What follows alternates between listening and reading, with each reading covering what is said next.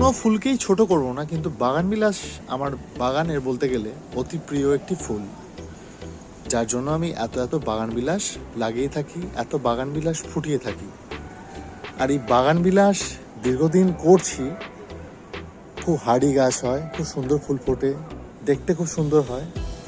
তো বহুদিন থেকে ভাবছি এই বাগানবিলাসের চা খাবো, আজকে একটু ট্রাই করে দেখি। কাঁচা ফুলের চা অনেককে খেতে দেখেছি, কিন্তু এই যে এত ফুল এখানে পড়ে আছে শুকনো ফুল, এই শুকনো ফুল আমি কিছুটা কালেক্ট করব, করে হচ্ছে সুন্দরভাবে একটু চা বানিয়ে খেয়ে দেখবো। যদি ভালো লাগে তাহলে কিন্তু খেতেই থাকবো, তবে গাছ ফাঁকা করে দিলে হবে না, গাছের মধ্যে ফুল রাখতে হবে। কারণ আমার কাছে বিভিন্ন কালারের ফুল আছে, আর বিভিন্ন কালারের ফুল মানে বিভিন্ন কালারের রং চা।